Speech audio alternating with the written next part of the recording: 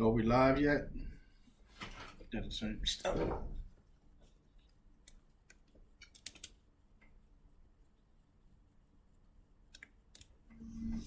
I am so unprofessional. It's not even funny. Ah, boy. I'll get it one day.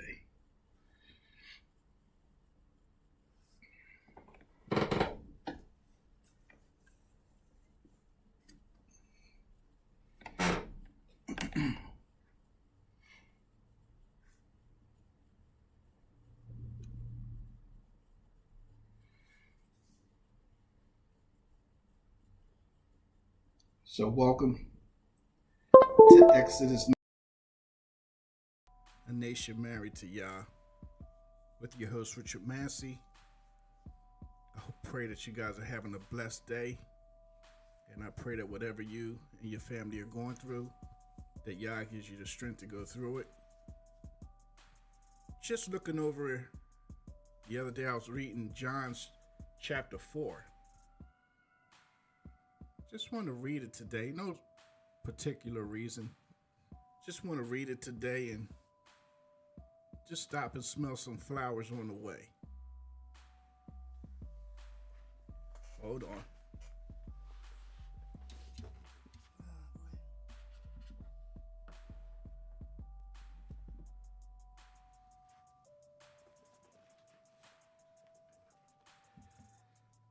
All right, so let's start this again. I think I did this last week too. So welcome to Exodus 19, a nation married to Yah, with your host, Richard Massey.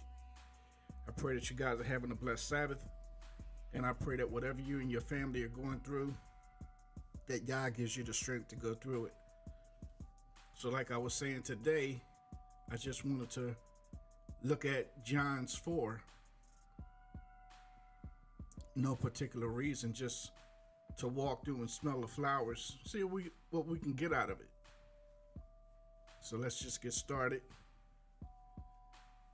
It says, so when the master knew that the Pharisees had heard that Yeshua made and immersed more taught ones than Yohanan, too, although Yeshua himself did not immerse, but his taught ones did, he left Yehuda and went away to Galilee, and he had to pass through Shemaron.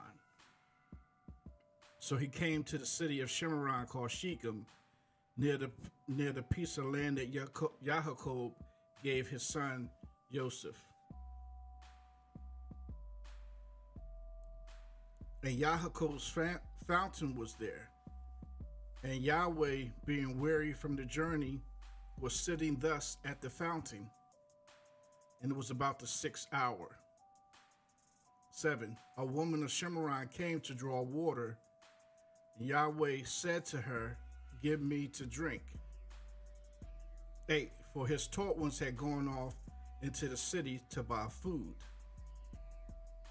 9. The woman of Shemaron therefore said to him, how is it that you, being a Yehudi, ask to drink of me, a woman of Shemaron?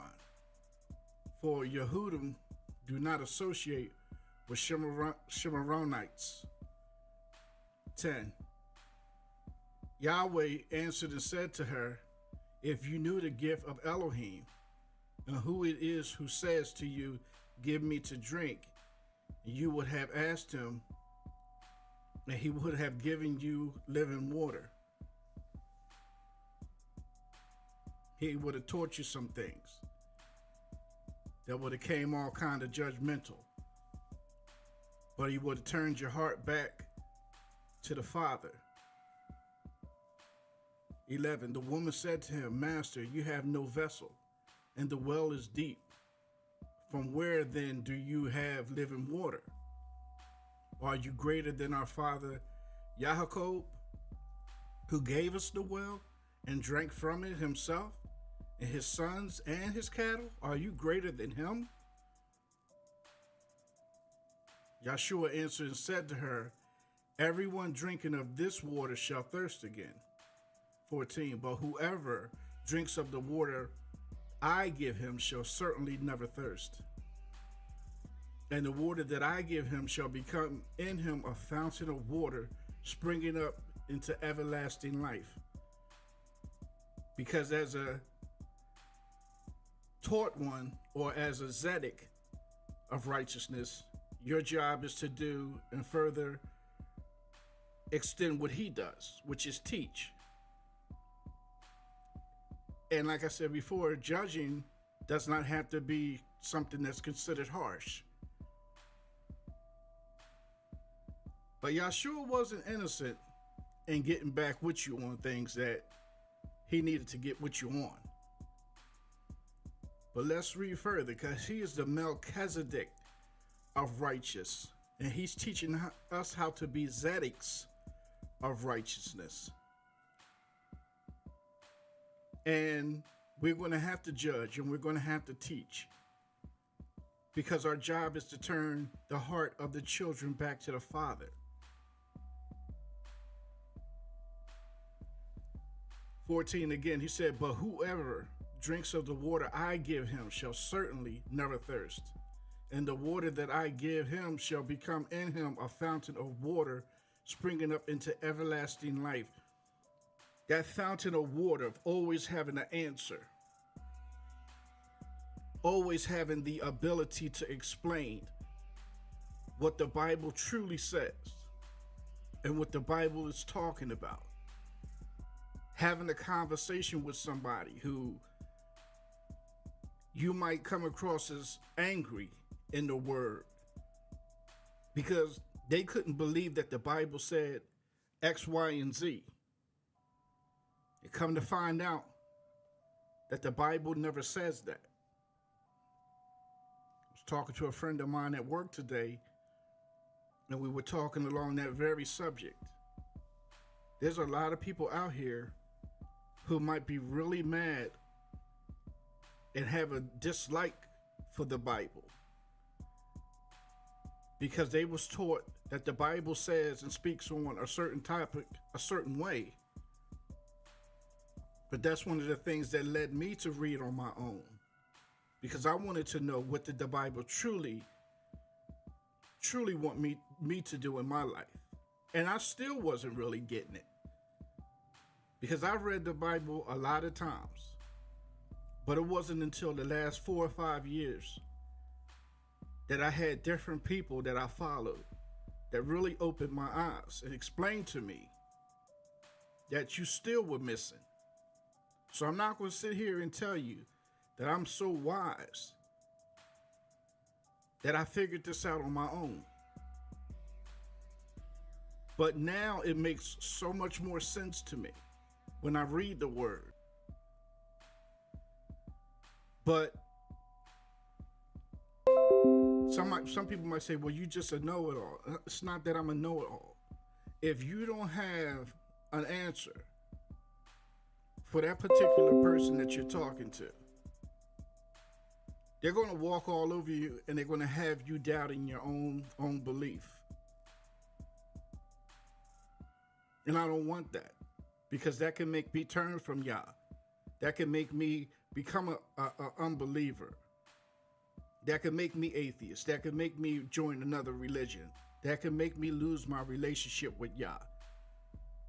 Which, if you talk to most people, you ever wonder why sometimes your kids don't want to hear nothing from the Bible? Because so far what they learned really isn't in there. But now you have to fight 20, 30, 40 years of tradition, right? 15, the woman said to him, Master, give me this water so that I do not thirst, nor come here to draw. Because she's thinking about the physical water, and he's talking about the spiritual water that he's going to give her. 16, and Yahweh said to her, go, call your husband and come here. Now listen to this. Yahweh says to her, go, call your husband and come here. The woman answered and said, I have no husband. Now listen to what Yahweh said. Tell me this is not smart, like having a sassy or a smart mouth. The woman answered and said, I have no husband. Yahweh said to her, you have well said, I have no husband.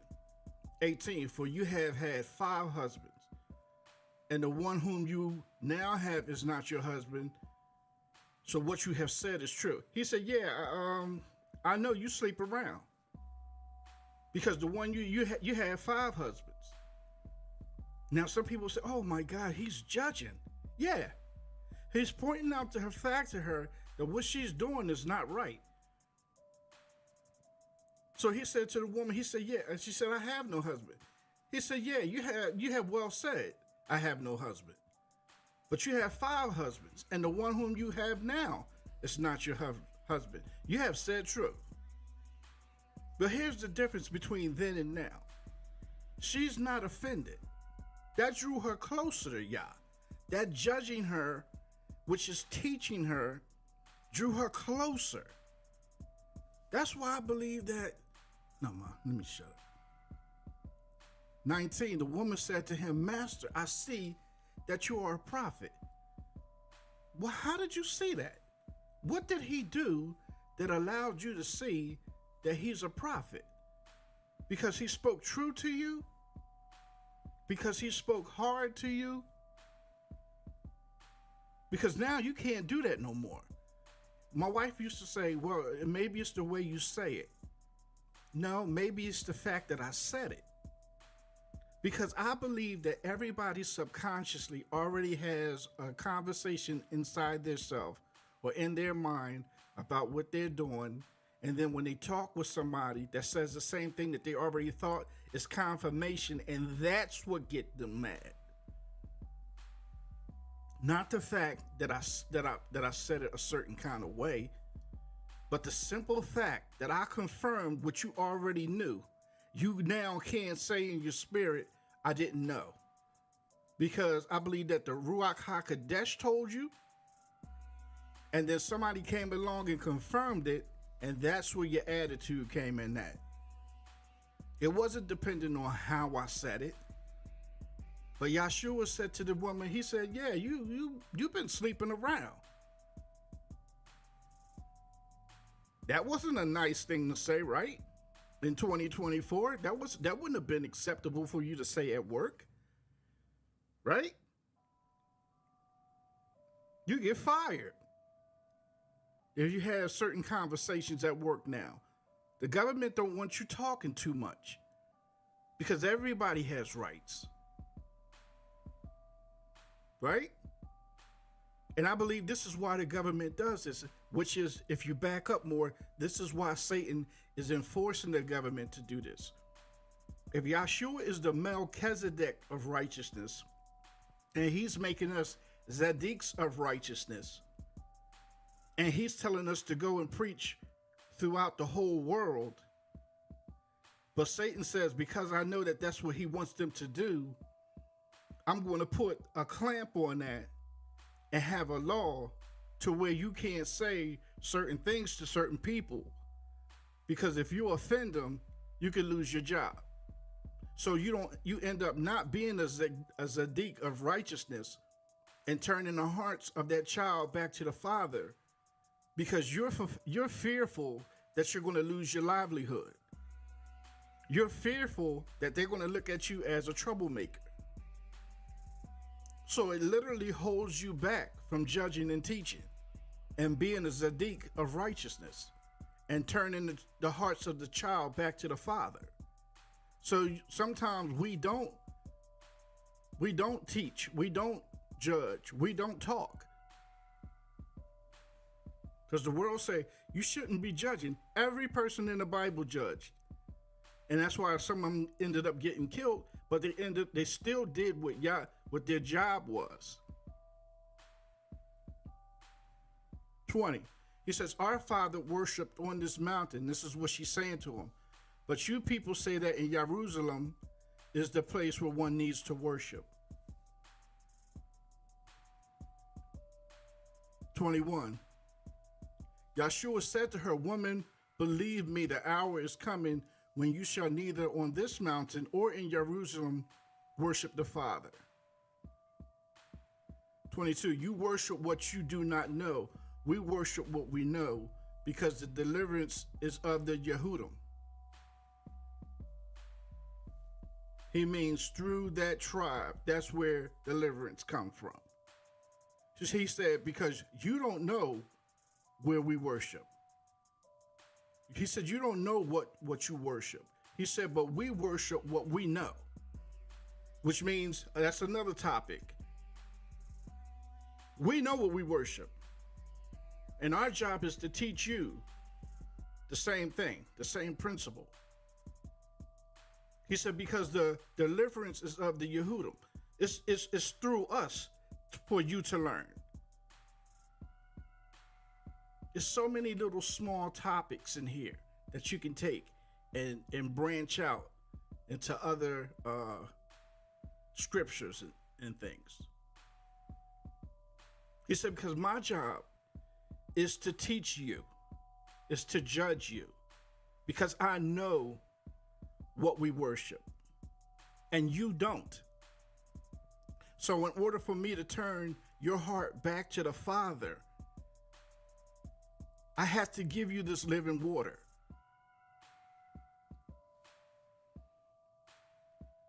(23) He said, but the hour is coming, and now is, when the true worshipers shall worship the Father in spirit and in truth. For the Father also does seek such to worship him. To me, that's covenant commandment. I think the true worship, and that's not that I think, I know, that true worship is following the commandments. 24, Elohim is a spirit, and those who worship him need to worship him in spirit and in truth. 25, the woman said to him, I know that the Messiah is coming, the one who is called Anointed. When that one comes, he shall announce to us all. 26, he said to her, I who am speaking to you am he. Because you said the one who is called Anointed. I know that the Messiah is coming, the one who is called the Anointed. When that one comes, he shall announce to us all. Announce what? He's going to be judging, right? He's going to be separating, right? And he said to her, I who am speaking to you am he. 27, upon this his taught ones came, and they were marveling that he was speaking with a woman. However, no one said, what do you seek, or why do you speak with her? 28, the woman then left her water jug and went away to the city and said to the men. So she leaves off from talking to Yeshua. She leaves her water jug and she went away to the city and said to the men, 29, come, see a man who told me all that I have done. Is this not the Messiah? This woman is bragging on the fact that Yeshua told her, well, even in this instance, all the bad things that she's done. He let her know, you're not hiding nothing from me. I know exactly what you did, and I know exactly what you've been doing. So walk up to somebody and start telling them what they can't do and what they shouldn't be doing, and watch them say that you shouldn't be judging them, and that you shouldn't be talking to them, and that you're disrespecting me. Take this conversation that Yeshua was having with this woman and try to apply it today to a person who is not trying to hear it. Our job is to point out the wrong that we do or that we're doing. But if you listen to the world, they're going to tell you that you're not supposed to be doing it. And this is going to be people who don't even read the Bible. But they're going to be telling you that you're not supposed to be doing this because you have sinned just like I have sinned. So you shouldn't be telling me that there's a ditch in the road. You should just let me walk in it. And when I walk in it and fall, then I'm going to call for you to pull me out.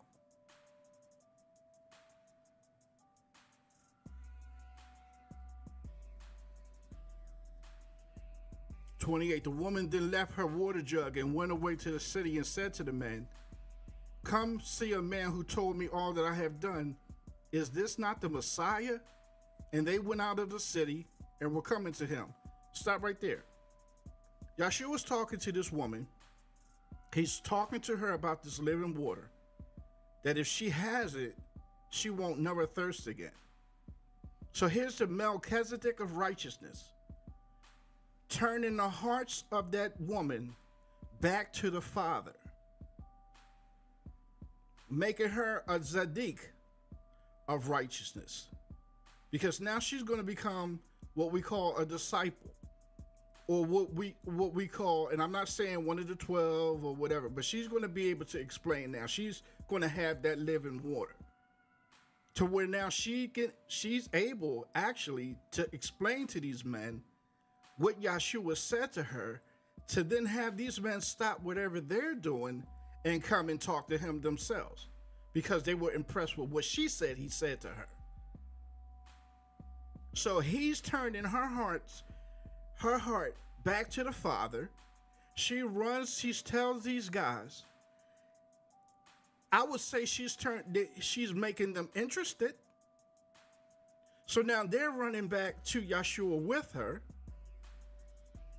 30, they went out of the city and were coming to him, right? So they stopped what they were doing based on what she said to them. It said, but in the meantime, his taught ones were asking him, saying, Rabbi, you're worried about the things of the world.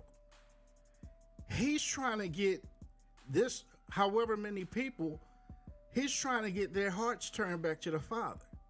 That's why when Yahshua was a baby, he says, woman, don't you know that I go about my Father's business? So the taught ones are trying to get him to eat something in 31. In 32, he said to them, I have food to eat which you know not. I have food to eat of which you do not know. 33, then the taught ones said to each other, see, this is how disconnected they are, even though they're traveling with him. This is how disconnected they are. They don't even get his parables when he say that. They don't even pick up what he's putting down. Then the taught ones said to each other, did anyone bring him food to eat?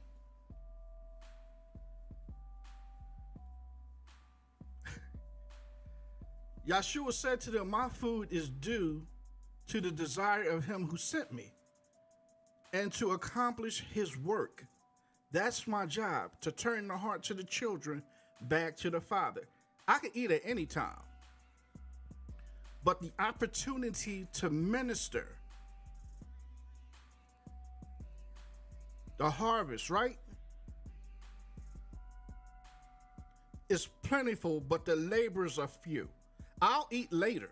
Let me turn these hearts back to the Father first. 35, do you not say there are still 4 months and the harvest is coming? We just talked about harvest, right? See, I say to you, lift up your eyes and see the fields, for they are white for harvest already.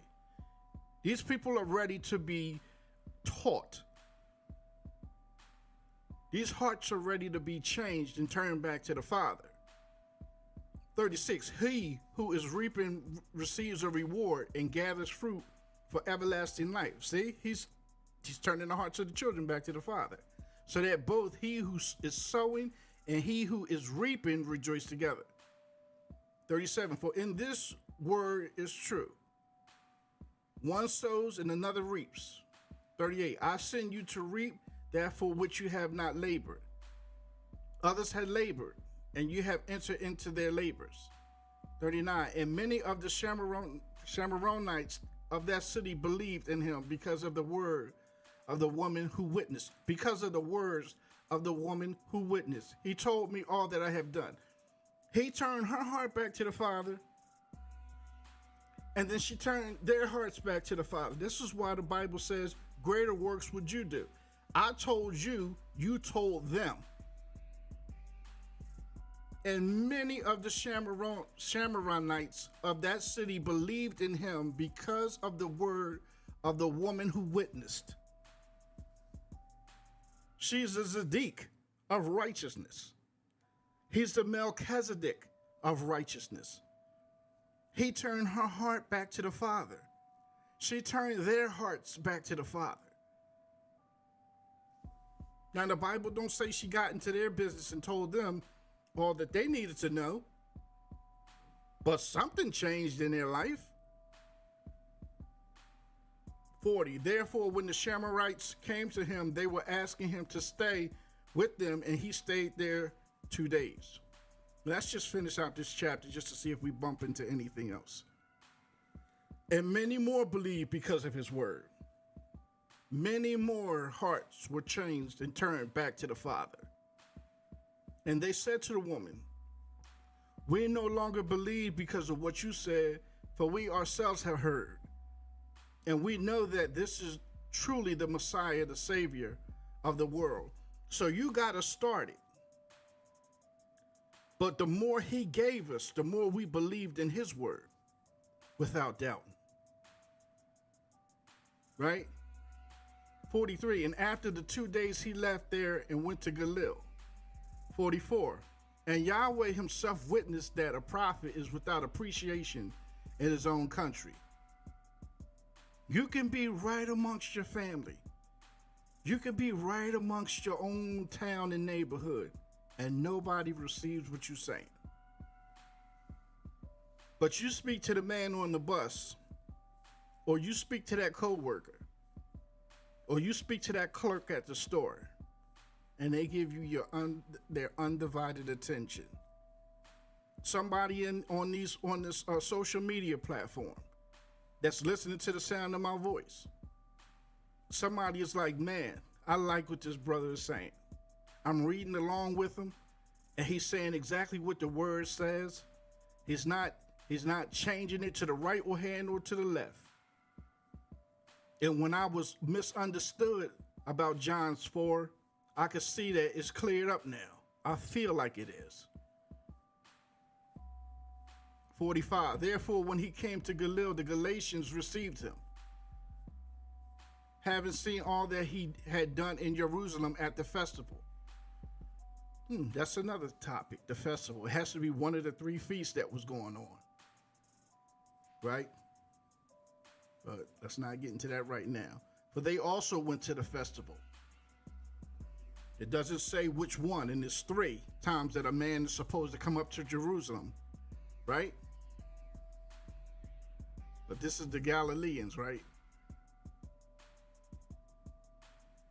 And then Yahshua came again to Cana of Galilee, where he had made the water into wine back at that wedding. And there was a certain nobleman whose son was sick at Capernaum. When he heard that Yahweh had come from Yehuda to Galilee, he went to him and was asking him to come down and heal his son, for he was about to die. Yahweh then said to him, if you people do not see signs and wonders, you do not believe at all. 49. The nobleman said to him, Master, come down before my son dies. Yahweh said to him, go, your son lives. That's all he said. So it's 12 o'clock in the afternoon. Yahweh says to him, because he said to Yahweh, can you come on before my son dies? He says, go, your son lives. Faith. The man instantly turns around, and the man believed the word that Yahweh spoke to him and went. Genesis 12.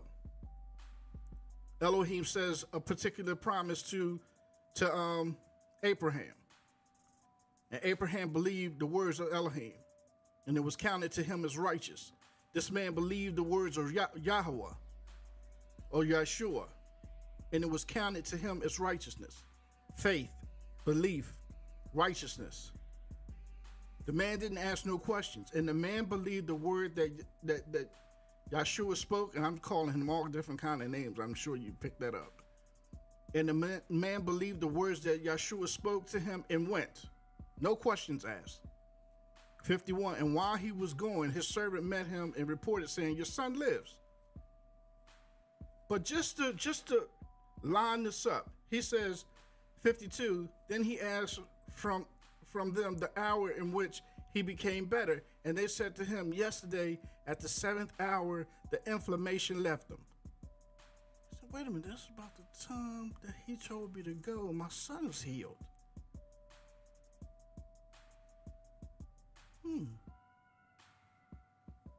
53. Then the father knew that it was at the time, the same hour in which Yahshua said to him, "Your son lives." And he himself believed in all his household. He turned the heart of that man back to the father. And based on what that man told his family, and based on what that family saw in their son that was dying, he turned the hearts of that household back to the father. Yahshua HaMashiach, the Melchizedek of righteousness, just had a conversation with a man, turned him into a Zaddik of righteousness. Based on the story that was told to the man by his servant becomes a Zaddik of righteousness because he believes. And then the man's household, based on the fact that the boy's illness went away, turned into Zaddicks as well. And then when they go out and tell their friends and family what happened, they're going to become Zaddicks because they're going to believe and they're going to see. 54. Again, this was the second sign that Yahweh did when he had come from Yehuda to Galil. Right? So that's the end of that story. I think that was pretty cool. So this is just a reminder that this podcast is also on Spotify and Instagram, and that I'm live on YouTube as well. So don't forget to like my page and to share it where it applies. And don't forget to hit the notification button. Tell a friend. And don't forget to subscribe as well. And I like to give a shout out to Mr. Rick Turner for my background music and helping me with the background, the engineering stuff. This brother's awesome. Thank you, Rick. Appreciate you, man. So guys, have a blessed Sabbath. Enjoy it. And shalom here.